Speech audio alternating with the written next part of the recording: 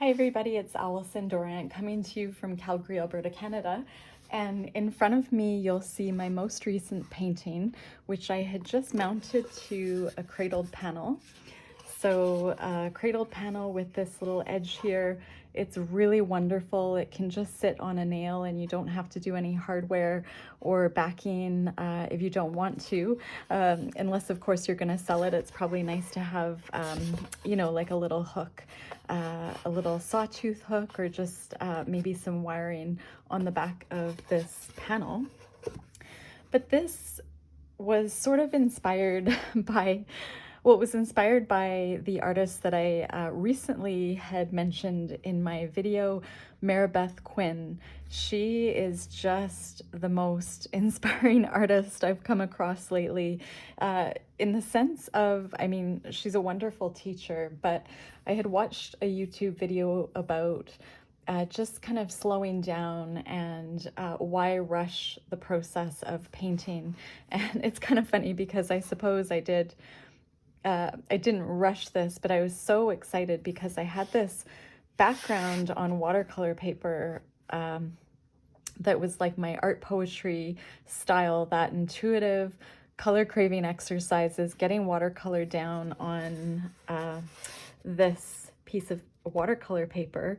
And this had sat in my studio for such a long time, just kind of waiting to be finished. And I knew I wanted to do collage on it, but just wasn't sure how to achieve the soft, kind of tranquil look that I was hoping for.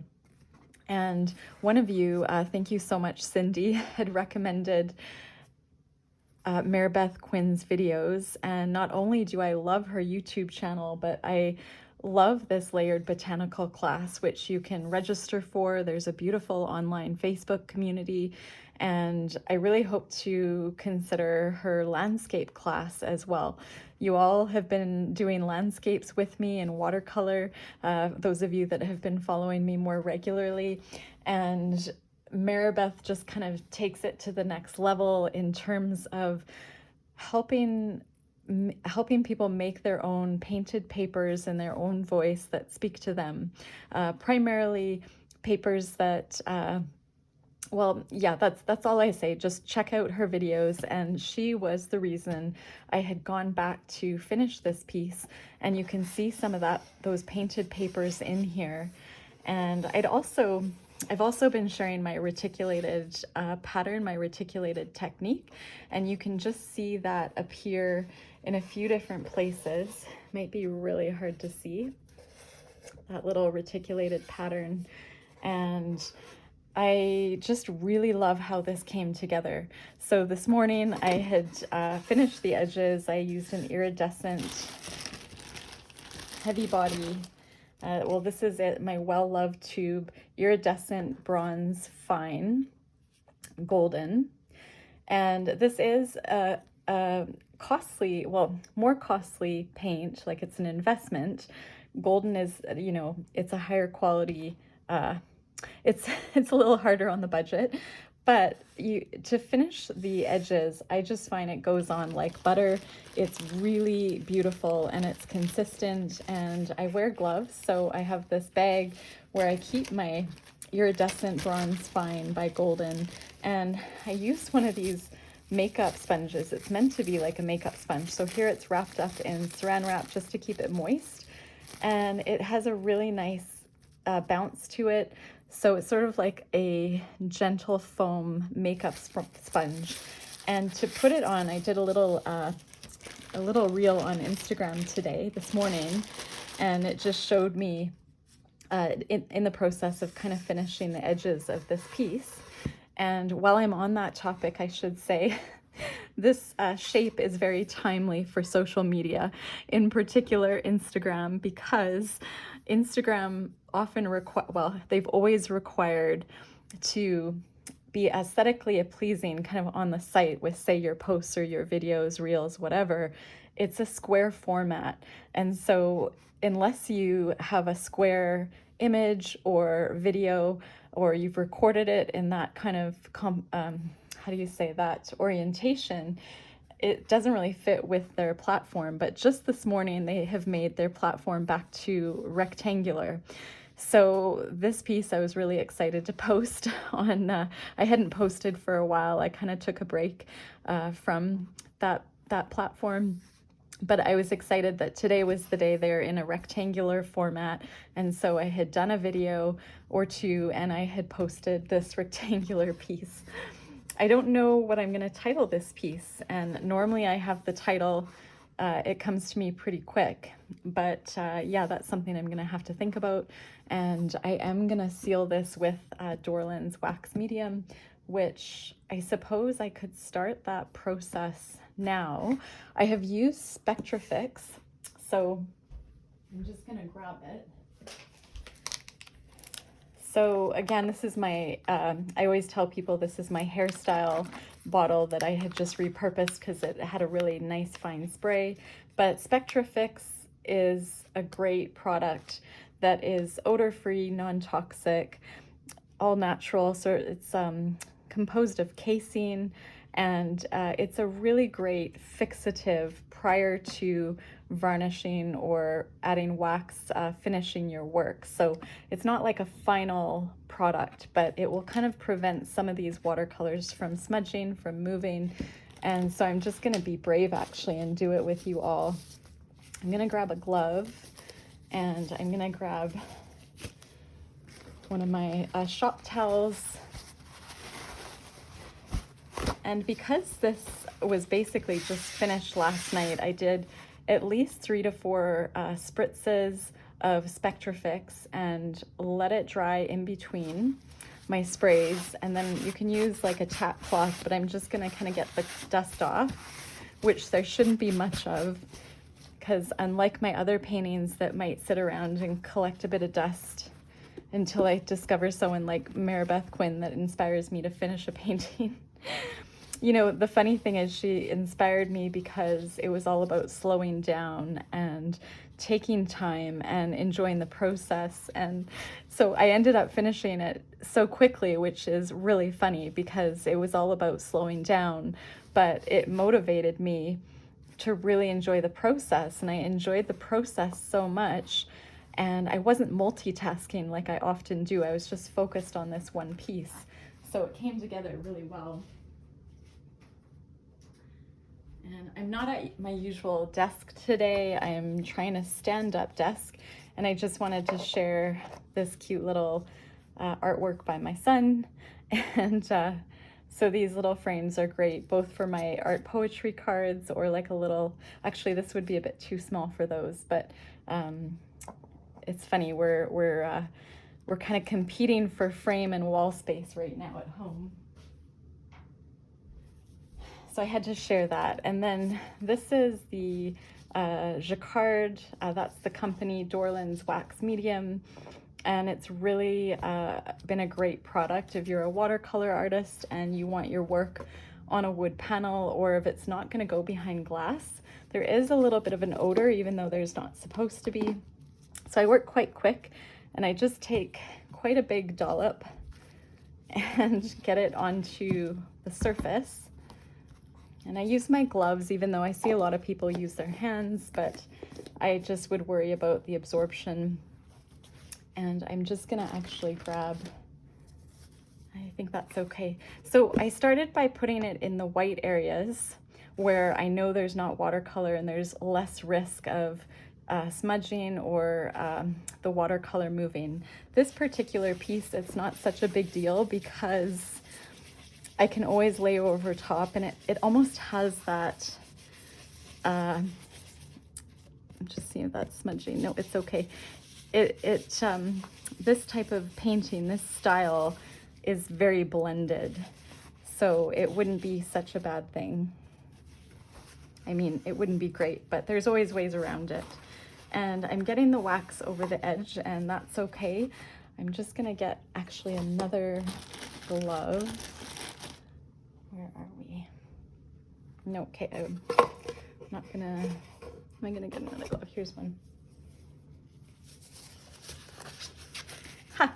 I feel like this is like me and my mismatched socks some days, where I swear the laundry eats all of our socks, and I'm guilty of sometimes buying a new pair of socks and then I end up still not having socks that match. So I was really generous with this wax medium. I put on more than, you really don't need that much. Now, just a little tip, when you're putting this on, again, if you can do it in a well-ventilated area, that's awesome. I would also do the edges. I was just trying to decide if I want another coat. I think that's actually good enough. So I'm just buffing it on, and I'm seeing that nothing is smudging, which is great.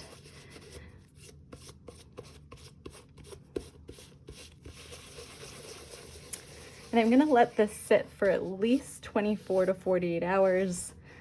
And I just did my signature before the video, used a bit of Spectrafix, but it looks like I can get wax over top. And then I'm going to go right over the sides, back over the front. Now you're gonna lose your metallics. So if you have some beautiful metallics in your work, just know that you can kind of lose that sheen, because this is more of a matte finish. But we can buff it out in, again, 48 hours, and we can get a beautiful sheen, and this is going to protect your work.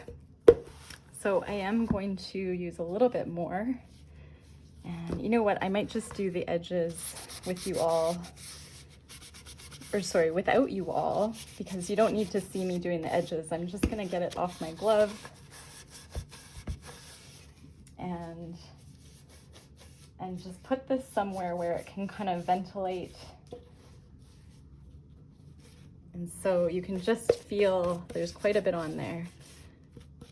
And there's no dust. There's nothing obvious in here.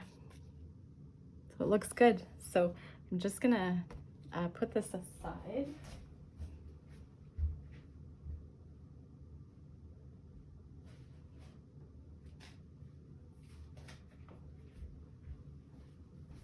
And sometimes I turn my gloves inside out and I put them with the product I had used them with, and I tend to reuse them if I can.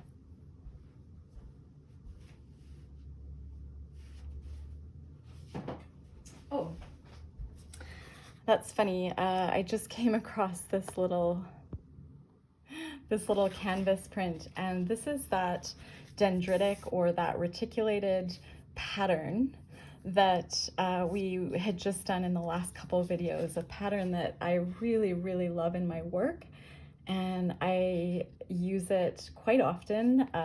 When I first really started to find my groove with painting, and kind of finding a style that I could, you know, associate with myself as an artist and as a human, that pattern, I just wanted to share with you this cute little print with the sheep that I had done quite a while ago. And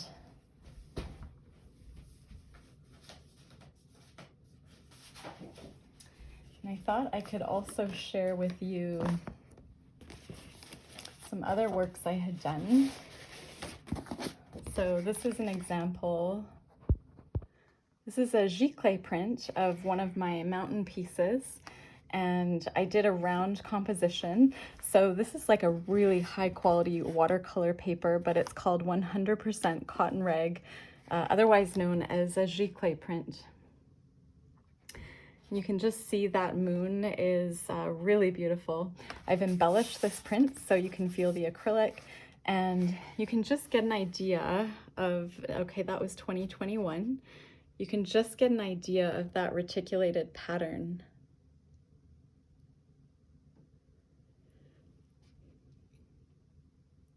And there was also another term that one of you introduced me to, and I think it was called déclimania, and it was a French term meaning to transfer, and it was about kind of like a decorative technique that you can achieve when you transfer paint from one sort of substrate, one piece of paper to another, plexiglass, I've seen that. So there's different ways of kind of achieving this technique. So I encourage you to kind of I find it really interesting because I really didn't know what this was called. And I mean, I worked as a registered nurse until 2020. And so I still have so much to discover now that I have found my style. I almost want to go back and research a little bit of art history and where this style has kind of come from. This is just a scrap piece of paper that I didn't finish, but I was practicing on, and you can just see that reticulated pattern in there. And then again, some finished pieces. So this actually is this was the first painting that I had ever sold for money to another artist when I finished that fresh paint course by Flora Bowley and Lindsay Links in Finding My Style. So I called this Sea Life. So not just the ocean sea, like SEA, but to actually see life and how I see life through the lens of my art, through creating, through expressing. And it was this particular piece that I discovered that whatever you call it, I call it the reticulated pattern. But again, the dendritic pattern, it just looks like coral to me, this gorgeous underwater scene. And now this was 2019, I really didn't know how to pull it together. I mean, this is a beautiful piece. Again, this is not the original. This is actually a metallic canvas print. So that just gives you a really good idea if you're wondering what a metallic canvas looks like. It has that gorgeous sheen. And I would say it works really nicely with this reticulated pattern if you're wanting to put your work into print. So my printer, Ken Chow in Calgary, company called Art Magic, which I can link in the description. This is a sample, sort of a proof of a canvas print that he had made for me. And this piece was done, I couldn't remember, watercolor. This was actually done on paper. Excuse me. So just wanted to share that with you. And then as my style evolved, this is pretty cute. I believe I had called this guy Peter, and I can't remember why I called him Peter the Penguin. This is a little canvas print proof, and I really want to embellish that moon. Do I have my gold Posca paint pen? I have like everything else here. I suppose I can use bronze for now, just to add a little bit of a shimmer. So Peter had sold, but that reticulated pattern is in the background, and we can do a little bit more of that today, possibly. As well, these are this is called Dancing in Space, and this is called Island Iris Envy. These originals are actually hanging in, a restaurant, a bar and restaurant here in Calgary, in Aspen Landing, called The Park Kitchen and Bar. And so they had purchased these originals from me, and they're hanging in the restaurant.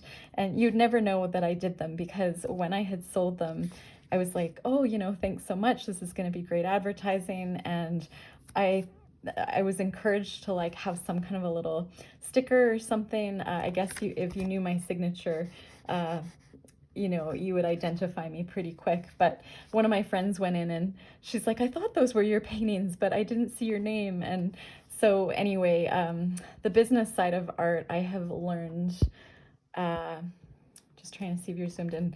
The business side of art is quite challenging, and I feel like I've learned a lot from partnerships that, you know, some that have worked, some that haven't. Just when art becomes a business, it's just a different beast, and it can be a beautiful thing, but it also can be a very exhausting, vulnerable, tough place, and sometime I can talk about that. But the reason I'm showing you Dancing in Space, if you've been following me for a while, you know that one of my favorite documentaries is My Octopus Teacher from Netflix, and it's such a beautiful, incredible story about the relationship between this guy and an octopus, and it all happened underwater, and it's just unbelievable. The underwater photography and everything about it was amazing, and I learned so much about the octopus and what an incredible, magnificent creature it is. And they kind of call the octopus the alien of the ocean, and I've heard of irises referred to as the alien of the garden. And anyway, those titles came to me when I was painting irises in this reticulated pattern, which I've been told kind of looks like stained glass. And I was also just finishing up that documentary. So that's for another time, I suppose. Here's just an example on those little cards that we were doing in my last video. Just a little sample card, little tarot cards, or not so much tarot, but like an art card. This is a painting that there's a bit of a varnish because we were practicing with varnish, but this whole mountain painting, I can't remember if I showed you all, it was huge, a huge piece of watercolor paper, and this doesn't do it justice, but that reticulated pattern is in there. And then I wanted to, yeah, this is one of my earlier paintings, this little owl. I can actually do those with you sometime. And then this reticulated pot, I loved this kind of like landscape, and yeah, this little owl.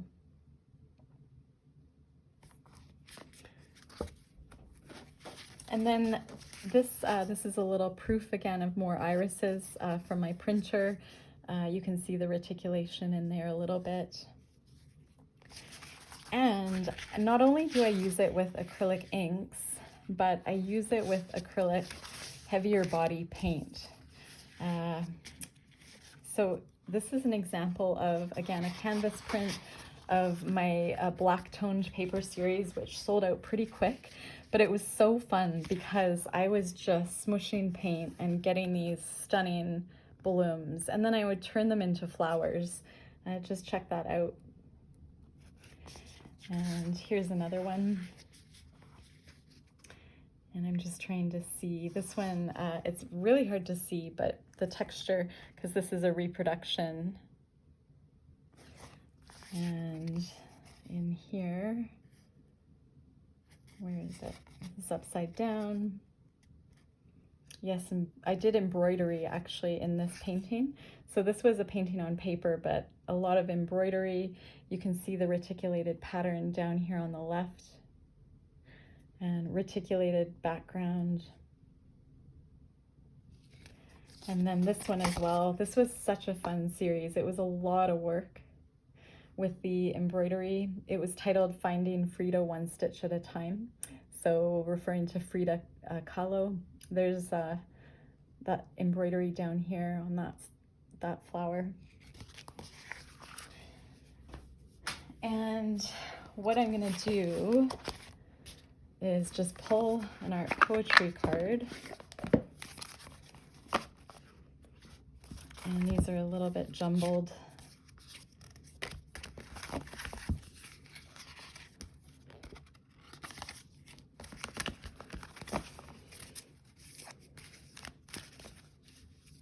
So how are you all today? I was curious to know how many of you have been trying that reticulated technique between those, you know, the Bristol paper or the blank cards from I'm a Game that I had linked in my last video.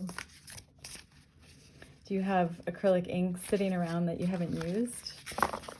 Hopefully we pull a card with a reticulated pattern. And we didn't, but that's okay. Capture the moments and hold them close.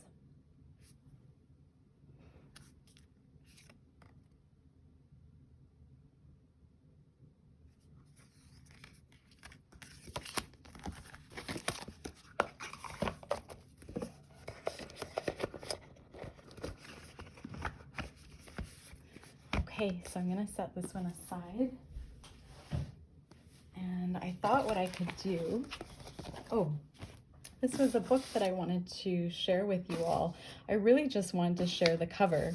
It's called Seeds, A Journey into the World of Seed Heads, Pods, and Fruit.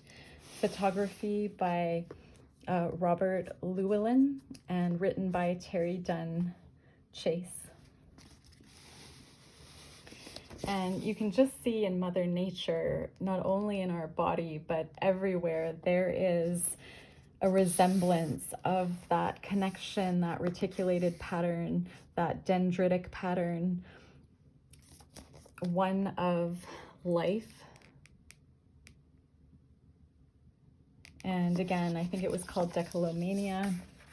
There's not a whole lot of examples in this book, but if you look at this Chinese lantern, you can just see the cellular structure. This is a really interesting texture. And this butterfly vine, there are some reticulated patterns in here. Beautiful. These look like butterflies.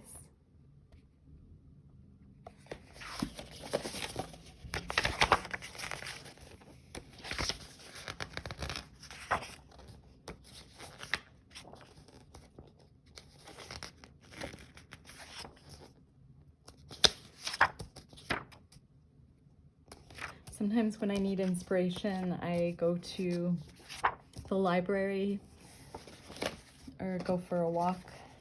So just check out those petals and the line work. And also the transparency, which is so interesting, which we're starting to do with our watercolor.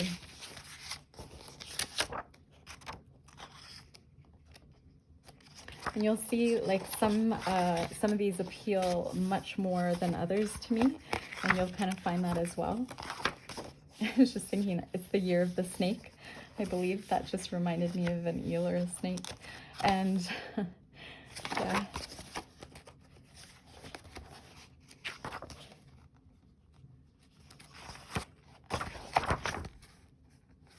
Just remembering just to look around you, and so much beauty in nature that, you know, it just takes a while to sometimes appreciate.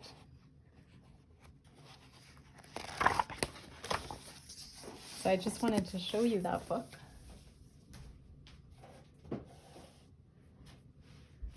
And I don't have the cover for this paper, but this is craft plastic. And this is just a wonderful plasticky surface, very much like those cards that we had done. So if you've missed the last couple of videos and you're interested in this technique, again, here's an example. And really all we were doing was using a material. You know, I've seen people doing it between plexiglass, and I've seen this on my windshield in the winter in frost. But you're just really grabbing this material, which is sort of like a plasticky material. Yupo paper works quite well. And this is really amazing.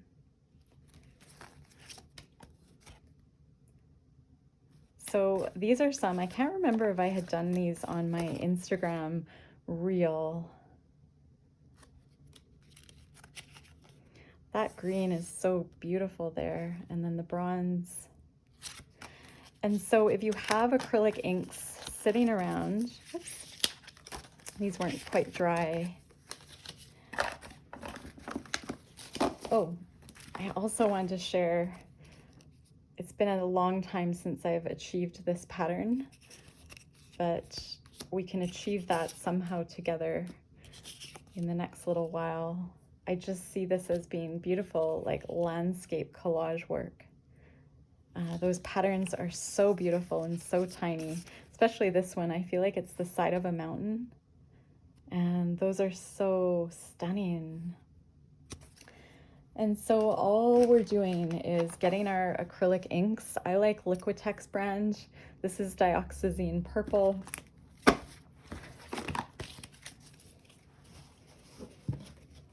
see what I have here. I don't know if I have any blank. I might have to use the back of some of these cards. And I might have to steal the gloves that have my iridescent bronze fine, which is fine. That will do. Mix matched gloves.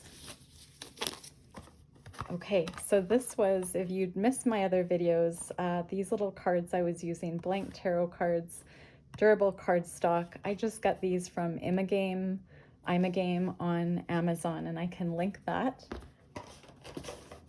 Just gonna move some stuff out of the way here. I have some pieces of paper. I do a lot of shipping, and I make all my shipping labels from home. And so this is the side from Canada Post that I cut when I create the label. And I feel like it's very wasteful to just recycle it, and that's the only way I can print it. So I'm gonna keep those. And then this is, I put the label in a plastic sheet, and this comes off. It's like sticker paper, but you know, we could always try it today and see how that works. But this is more accessible to you all. So you can use, let's just see. I'm just gonna start by using these little cards. Beautiful colors.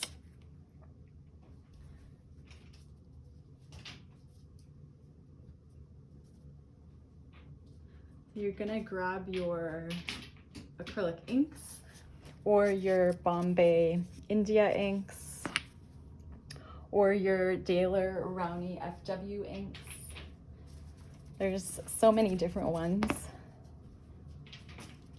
but I highly recommend so Liquitex acrylic ink, especially the metallics. You can get a set of bronze, copper, and silver, and I love these.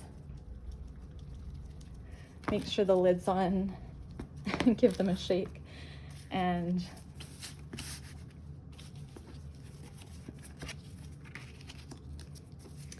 let's just do a couple. So I'm just gonna put a little bit of color, not a lot, of the dioxazine purple. And then I'm gonna drop some of the metallic.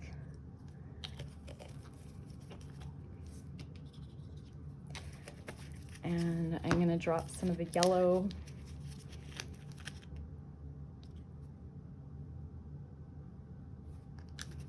So you can do a whole bunch of these at the same time. And as I'd mentioned before, my other video, I love in the summertime going out with these cards and doing them when I am in sort of a well-ventilated space.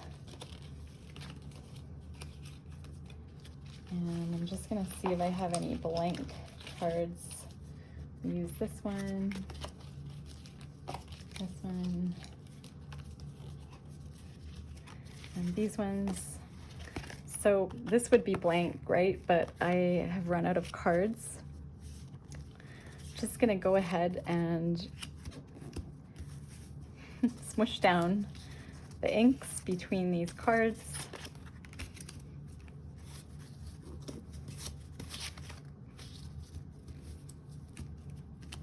And then the reveal. That looks like a butterfly wing to me. And there's that, almost like the Rorschach's test. What do you see in it? And those look like wings. And you get beautiful reticulation. If you're not happy with what you've come up with, you can just repeat it. And, you know, take this and then put it onto something to experiment, a new piece of paper maybe, something like a new texture. And this one gave so much fine detail down there. So this cardstock is sort of a plasticky kind of cardstock. And this couldn't have turned out better in the sense that it's almost like you could drip it down and it's a beautiful leaf or petal.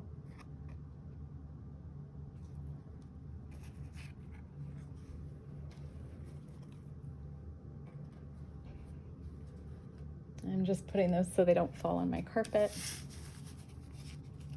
Oops, and that, oh dear, I left that too long.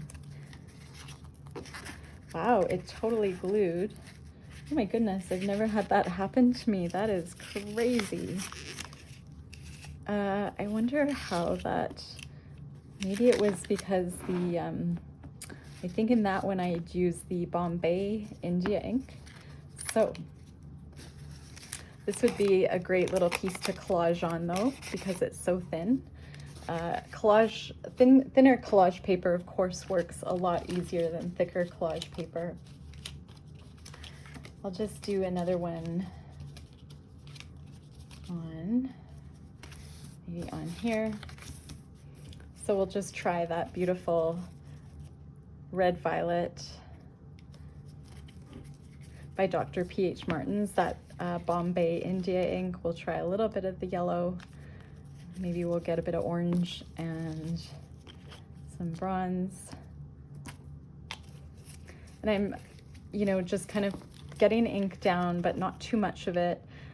Remember that if you are doing this, it can squeeze out between the cards, so you want to have a little paper towel handy.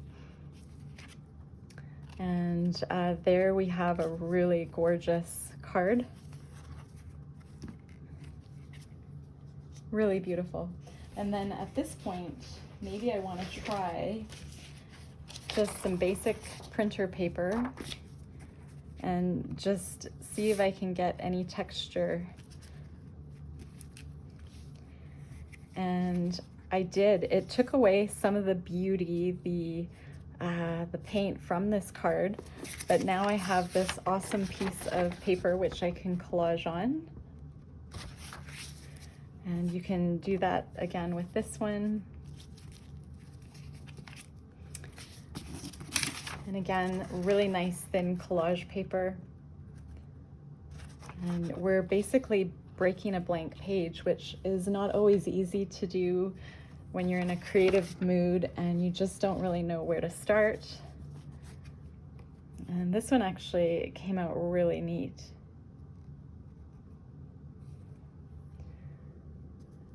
And then once you get more comfortable, if you can invest in slightly higher quality, larger paper, again, this is craft plastic, and I can't remember, they used to sell this at Kensington Art Supply, my local art store here in Calgary, and then they stopped selling it. And so I'll see if I can somehow find it online.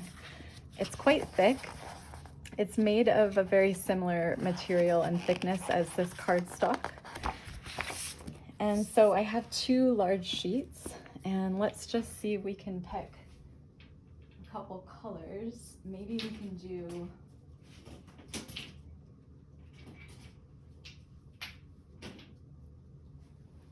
great. So I found my silver,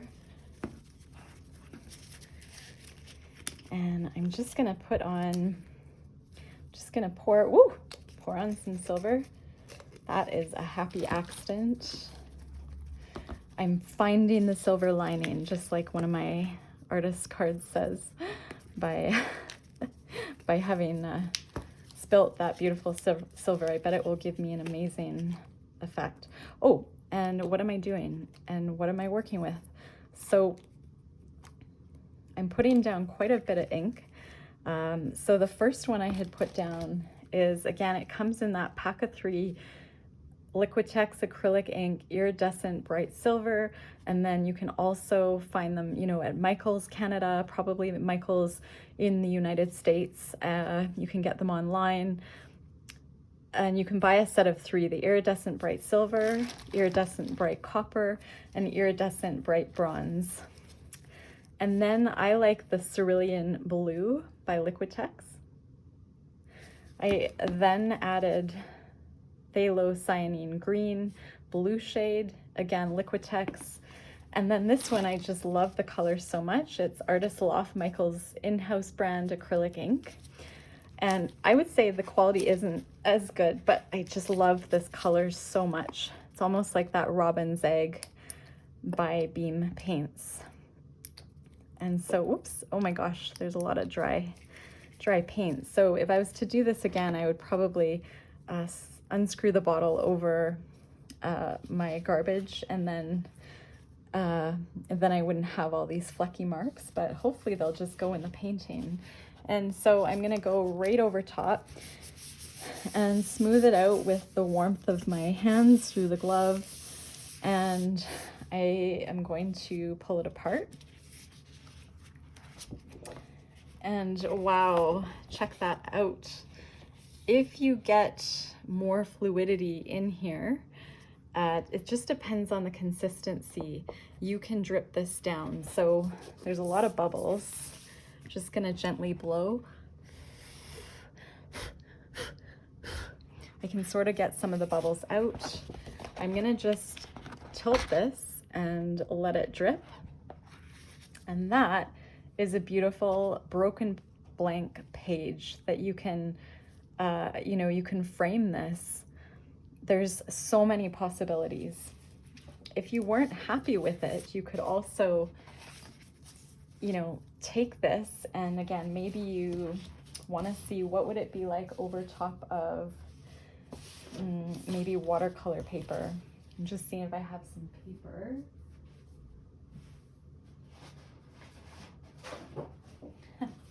This is a painting that, like a practice painting that I didn't finish when I was taking Laura Horn Art, the melting pot class, which was great, by the way.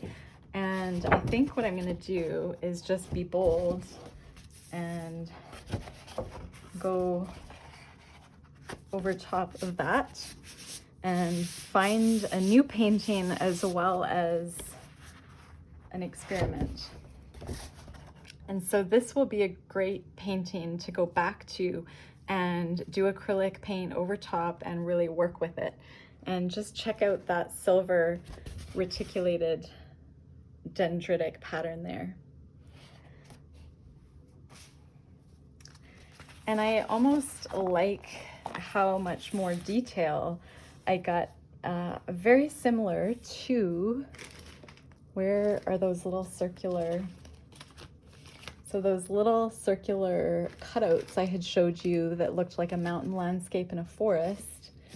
I just can't seem to find them, but that is probably how I achieved those more fine dendritic patterns.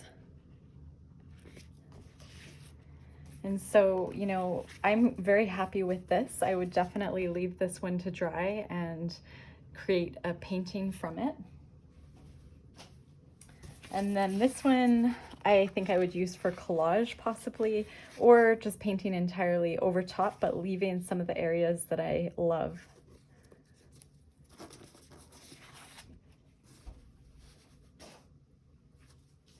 And where are we at?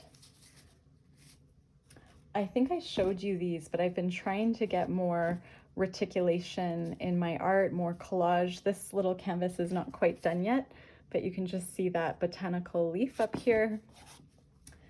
And I'm gonna take off my gloves for this. This one I finished, finally. I have to do the wax, so I did the Spectrafix, and I have collage. But this reticulated technique I incorporated right up here onto this canvas. So that took me a long time to get to a place where I could incorporate it into my canvas pieces that are this small. So tiny, tiny bit down here. It's really hard to see. And tiny bit down there. And I sometimes like to try and mimic it with line work, my own line work, which is very hard, those micron pens, and just really trying to figure out how to do it in a way that looks very organic. So just wanted to share those with you. This one, did I do? This one I did not. Oh yeah, I did sort of just tried the line work down there, but you can barely see it. So what else? Oh, I did the edges of this painting because I figured if I was already getting that iridescent bronze out, I may as well do this painting that was upstairs on my wall for quite a while. And this has a collage paper with those reticulations here.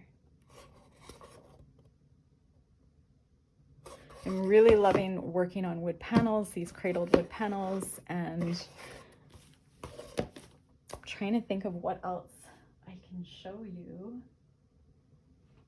I have so much out. I feel like, where did I put my cards? Here they are. Oh, this is what I was looking for.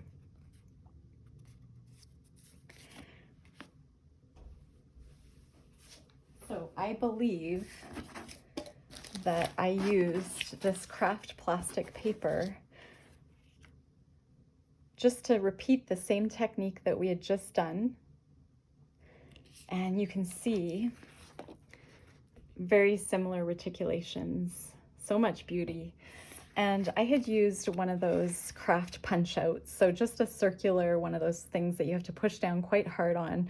And that's just how I got a perfect circle. I thought this would be kind of cool in a painting as like a moon, or just another point of interest if you like circles or round pieces. You can also, again, cut these in half and make your own shapes, but they're very, very beautiful and interesting. And again, just like a really great way to add something different to your work. So that's just what I like, and hopefully I've inspired you all somehow today. And I am just gonna leave you with this little card.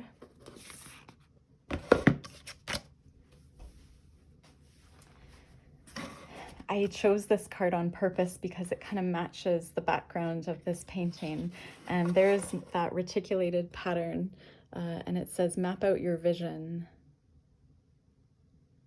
So just the importance of words, and in a day that we're all, you know, it's technology and typing and, you know, just going back to printing and writing and, you know, how do I say, getting down your vision, your ideas into print is a wonderful way to kind of like lock it in your mind. And I find for myself, I started not a journal, but just like a little place where I could take day-to-day notes, a little.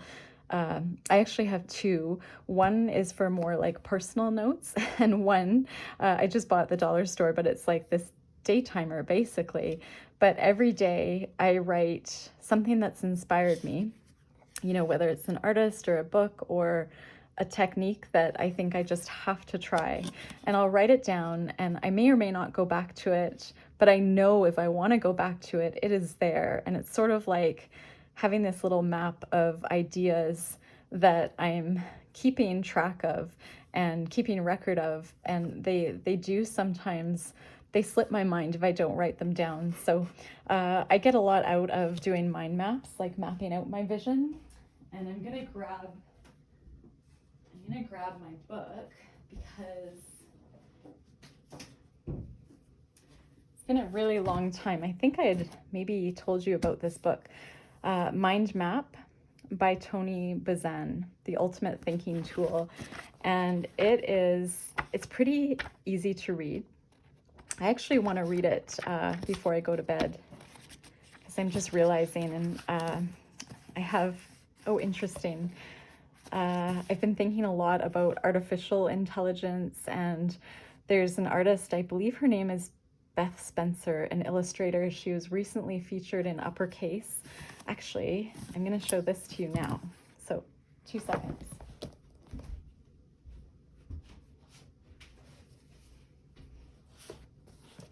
So this beautiful Uppercase magazine, and Beth Spencer, right here. And I had my little calendar page in here. So, a good idea created with human intelligence. and BethSpencerIllustration.com, at BethSpencerArt. So because we're in this time where everybody's leaning towards at least exploring or using artificial intelligence, this is sort of a movement that she had created to get away from that.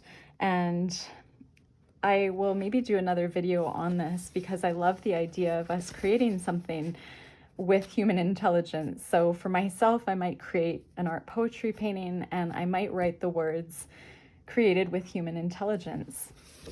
And you can just see all of these artists.